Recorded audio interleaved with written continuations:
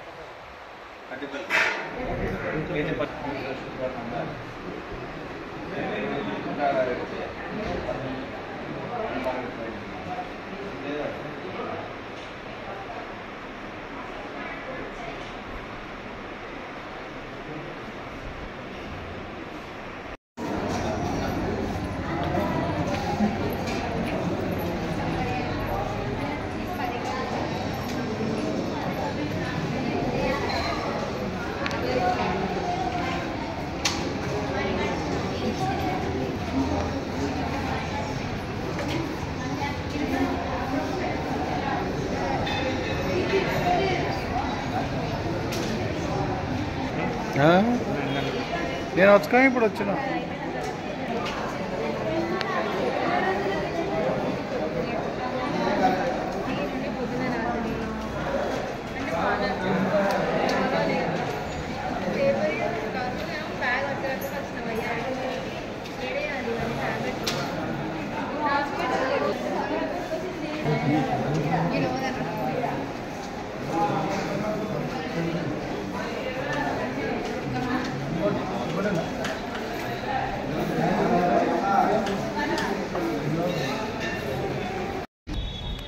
BC political JAC ఆధ్వర్యంలో ప్రభుత్వ general ఆసుపత్రిని సందర్శించడం జరిగింది.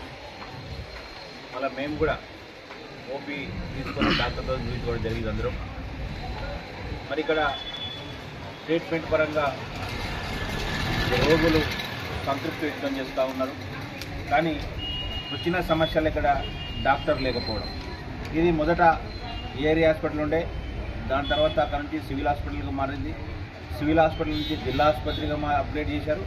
జిల్లా ఆసుపత్రి నుంచి ప్రభుత్వ జనరల్ ఆసుపత్రికి ఇప్పుడు మార్చింది. జనరల్ ఆసుపత్రి ఎప్పుడు వస్తుందంటే ఒక మెడికల్ కాలేజీ మంజూరు అయితేనే జనరల్ ఆసుపత్రి శాంక్షన్ చేస్తారు. జిల్లాకు మెడికల్ కాలేజీ మంజూరు అయింది కాబట్టి జిల్లా ఆసుపత్రి కూడా ఇక్కడ రన్ చేస్తూ ఉన్నారు.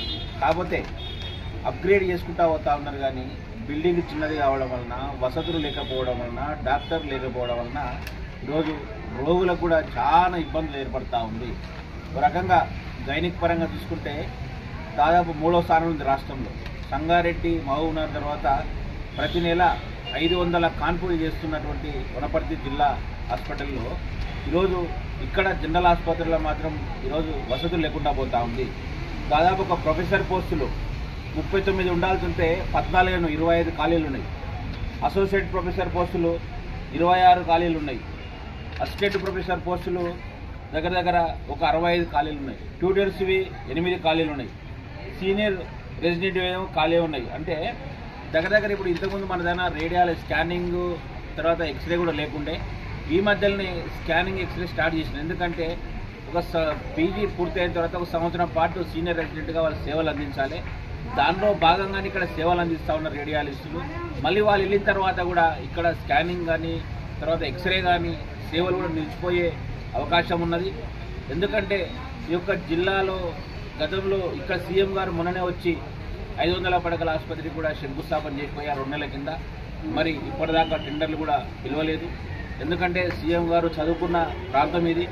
ఆయన ఎంతో ప్రేమతోన మమకారంతో ఈరోజు అత్యధికంగా నిధులు ఇక్కడ తీసుకొచ్చి శంకుస్థాపన చేసినటువంటి పరిస్థితి చూసిన మేఘారెడ్డి గారు కూడా చాలా కష్టపడతా ఉన్నారు, స్థానిక ఎమ్మెల్యే గారు.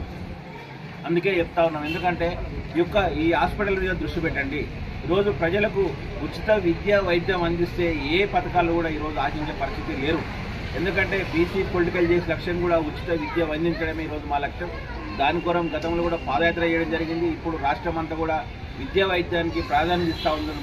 ప్రజాప్రభుత్వం కూడా ఇక్కడ ఎమ్మెల్యే గారు కూడా ప్రాధాన్యత ఇస్తూ ఉన్నారు, ముఖ్యమంత్రి గారు ఇస్తూ ఉన్నారు. కాబట్టి వెంటనే, ఎందుకంటే మన జిల్లా ఇన్ఛార్జి మంత్రి వర్యులు కూడా హెల్త్ మినిస్టర్ గారు దామోదర్ రాజు మరి వారి దృష్టికి తీసుకెళ్లి సీఎం దృష్టి తీసుకెళ్లి వెంటనే ఈ యొక్క ఆసుపత్రి నిర్మాణ పనులు ప్రారంభించాలని చెప్పి బీసీ పొలిటికల్ చేసే పక్షాన స్థానిక ఎమ్మెల్యే గారికి తర్వాత ముఖ్యమంత్రి మంత్రులకు విజ్ఞప్తి చేస్తూ ఉన్నాం.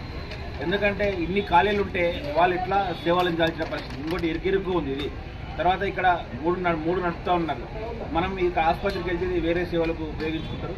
మరి వెంటనే ఆ దిశగా చర్యలు తీసుకోవాలని చెప్పి మేము కోరుతా ఉన్నాం. చిన్న చిన్న సమస్యలు అంటే కొన్ని శుభ్రత విషయంలో కూడా బాగా ఉంది, అక్కడక్కడ కూడా కొంచెం పరిశుభ్రత కూడా పాటించలేదు. దానిపైన కూడా కొంచెం దృష్టి పెట్టి ఇక్కడ ప్రధానంగా ఆర్ఎంఓ గారు అందరూ మంచిగా సేవలు అందిస్తారని చెప్తాను. కానీ మళ్ళీ సూపరింటెండెంట్ గారే రంగారావు గారు అంటే మళ్ళీ అతను అందుబాటులో లేడు, ఇవాళ హైదరాబాద్ వెళ్ళని చెప్పి చెప్తా ఉన్నారు వాళ్ళు.